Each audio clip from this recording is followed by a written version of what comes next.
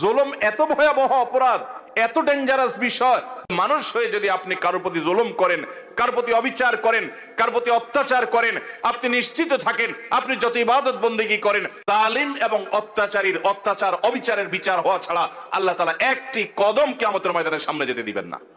জালিম, অত্যাচারী, অবিচারী, আল্লাহ রাব্বুল আলামিন জালিমদেরকে কখনো পছন্দ করেন না। অনেক লোক আছে দেখবেন, নামাজ পড়ে, রোজা রাখে, হজ করে, দান সাদাকা করে, ওয়াজ নসিহত শুনে, কোরআন তেলাওয়াত করে, তাসবিহ তাহলিল করে। অনেক মহিলারা, মা বোনরা আছেন, তারা পর্দা পুশিদাও করে, কিন্তু আবার অন্যের প্রতি জুলুমও করে। শাশুড়ি তসবিহ হাত থেকে নামে না, কিন্তু ছেলের বউর উপর অত্যাচার করে। নিজের মেয়েটার শরীরটাতে তাও দেয়, আর আরেকজনের মেয়েকে পুত্রবধূ করে আনছে, তাকে খাটাতে খাটাতে পাগল বানায় ফেলায়। নিজের মেয়েটার কোনো দোষ চোখে পড়ে না, কিন্তু পরের মেয়েটার শুধু দোষ না, গুণটাও দোষের মতো দেখে। অনেক শ্বশুর আছেন, কপালে দাগ পড়ে গেছে সিজদা দিতে দিতে, কিন্তু জুলুম করেন, নানাভাবে জুলুম করেন। জমিতে যখন তিনি চাষাবাদ করতে যান, আরেকজনের আইল ঠেলেন, জমি বাড়ান।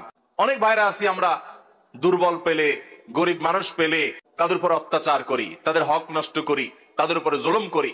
মনে রাখবেন, জুলুম এত ভয়াবহ অপরাধ, এত ভয়াবহ অপরাধ, কিয়ামতের ময়দানে কোন চতুষ্পদ জন্তু, তারা কি আমাদের মতো তাদের আমলের কোন হিসাব নিকাশ হবে?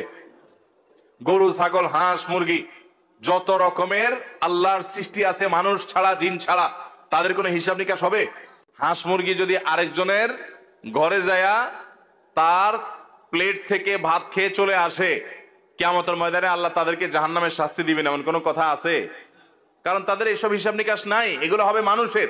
জুলুম এরকম একটা অপরাধ, এরকম একটা গুনাহ, জীবজন্তু, পশু পাখিরাও যদি একজন আরেকজনের প্রতি জুলুম করে, কিয়ামতের ময়দানে শুধু ওই একটা অপরাধের বিচার তাদের হবে।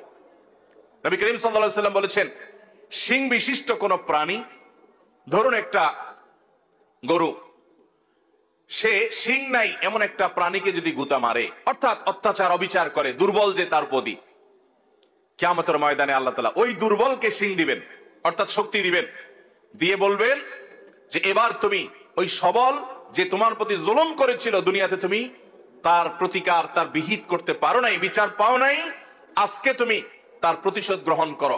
একই মাপের গুতা তাকে মেরে তার শাস্তি, তার প্রায়শ্চিত্ত তুমি নিশ্চিত করো, বুঝিয়ে দাও। পশু পাখি এমনিতেও মৃত্যুর পর মাটির সাথে মিশে যাবে, কিন্তু যারা জুলুম করেছে ওই পশু পাখিগুলোকে, ওই প্রাণীগুলোকে আল্লাহ তাআলা আবার জীবিত করবেন। জালেমকেও, মাজলুমকেও, যে জুলুম করেছে তাকেও, যার প্রতি জুলুম করা হয়েছে তাকেও। এরপরে ওই প্রাণীদের মধ্যে পর্যন্ত যে নির্যাতিত হয়েছে তাকে দিয়ে আল্লাহ তাআলা জালিম এবং নির্যাতনকারী, অবিচারকারী, অত্যাচারী ওই প্রাণীটিকে পর্যন্ত আল্লাহ তাআলা শাস্তি দিবেন।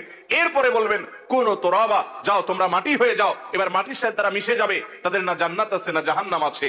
ভাইরা আমার, জুলুম এত ভয়াবহ অপরাধ, এত ডেঞ্জারাস বিষয় যে আল্লাহ সুবহানাহু ওয়া তাআলা পশু পাখিদের কোন হালাল হারামের বাজ বিচার করবেন না, তাদের অন্য কোন বিষয়ের কোন হিসাব নিকাশ নেবেন না। কিন্তু তারাও যদি জুলুম করে, আল্লাহ রাব্বুল আলামিন এইভাবে পাকড়াও করবেন। তাহলে মানুষ হয়ে যদি আপনি কারোর প্রতি জুলুম করেন, কারোর প্রতি অবিচার করেন, কারোর প্রতি অত্যাচার করেন, আপনি নিশ্চিত থাকেন আপনি যত ইবাদত বন্দেগী করেন, আপনি যত তাসবিহ তাহলিল করেন, আপনি যত ওয়াজ মাহফিল শুনেন, আপনি যত লম্বা লম্বা কথা বলেন, আপনি যত নেক আমল করেন না কেন, জালিম এবং অত্যাচারীর অত্যাচার অবিচারের বিচার হওয়া ছাড়া আল্লাহ তাআলা একটি কদম কিয়ামতের ময়দানের সামনে যেতে দিবেন না।